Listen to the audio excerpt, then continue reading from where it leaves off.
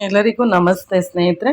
ಇವತ್ತಿನ ಸಾಹಿತಿ ಪರಿಚಯ HV ನಂಜುಂಡಯ್ಯನವರ ಪರಿಚಯವನ್ನ ಮಾಡಿಕೊಡ್ತಾ ಇದ್ದೀನಿ.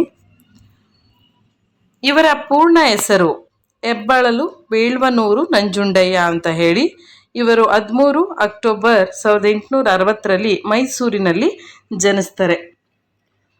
ಮೈಸೂರಿನಲ್ಲಿ ಜನಿಸಿದ ನಂತರ ಇವರು ವೆಸ್ಲಿಯನ್ ಮಿಷನ್ ಪ್ರೌಢಶಾಲೆಯಲ್ಲಿ ಆರಂಭದ ಶಿಕ್ಷಣವನ್ನು ಪೂರೈಸಿ ಮದ್ರಾಸಿನ ಕ್ರಿಶ್ಚಿಯನ್ ಕಾಲೇಜಿನಲ್ಲಿ BA ಪದವಿಯನ್ನು ಪಡೆದು ಸಬ್ ರಿಜಿಸ್ಟರ್ ಆಗಿ, ಅಸಿಸ್ಟೆಂಟ್ ಕಮಿಷನರ್ ಆಗಿ, ನ್ಯಾಯಾಧೀಶರಾಗಿ ಸೇವೆಯನ್ನು ಸಲ್ಲಿಸ್ತಾರೆ.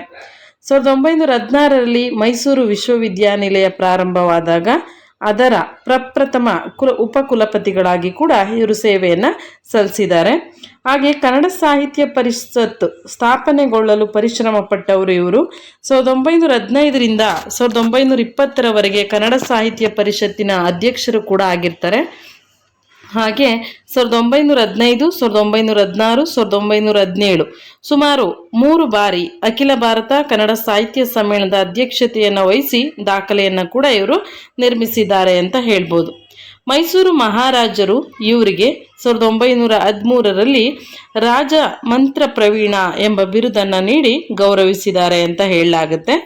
ಹಾಗೇನೇನೆ ಇವ್ರಿಗೆ 1914ರಲ್ಲಿ ಬ್ರಿಟಿಷ್ ಸರ್ಕಾರದಿಂದ companion of the Indian empire ಅನ್ನುವಂತಹ ಪ್ರಶಸ್ತಿ ಕೂಡ ಇವರಿಗೆ ಲಭಿಸಿತ್ತು ಅಂತ ಹೇಳಲಾಗುತ್ತೆ. ಇನ್ನು ಕೃತಿಗಳು ವ್ಯವಹಾರ ದೀಪಿಕೆ, ವ್ಯವಹಾರ ಧರ್ಮಶಾಸ್ತ್ರ, ಅರ್ಥಶಾಸ್ತ್ರ, ಲೇಖ್ಯ ಬೋಧಿನಿ ಅನ್ನುವಂತಹ ಕೃತಿಗಳನ್ನು ಇವರು ರಚನೆ ಮಾಡಿದ್ದಾರೆ. ಇಂಗ್ಲಿಷ್ ಕೃತಿಗಳು ರಿಲಿಜಿಯಸ್ ಅಂಡ್ ಮಾರಲ್ ಎಜುಕೇಷನ್ ಹಾಗೂ ಆಂಗ್ಲೋ ಇಂಡಿಯನ್ ಎಂಪೈರ್ ಅನ್ನುವಂತಹ 2 ಇಂಗ್ಲಿಷ್ ಕೃತಿಗಳು, ಒಂದು ಸಂಪಾದಿತ ಕೃತಿ ಮೈಸೂರ್ ಟ್ರೈಬ್ಸ್ ಅಂಡ್ ಕ್ಯಾಸ್ಟ್ ಅನ್ನುವಂತಹ ಒಂದು ಸಂಪಾದಿತ ಕೃತಿ.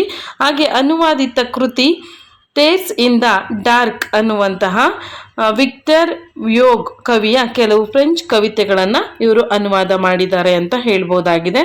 ಇದಿಷ್ಟು HV ನಂಜುಂಡಯ್ಯನವರ ಪರಿಚಯ.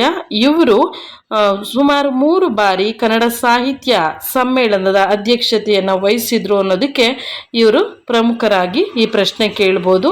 ಹಾಗಾಗಿ HV ನಂಜುಂಡಯ್ಯನವರ ನೆನಪು ಇರಬೇಕಾಗುತ್ತೆ. ಇದಿಷ್ಟು ಇವ್ರ ಪರಿಚಯ. ಧನ್ಯವಾದ.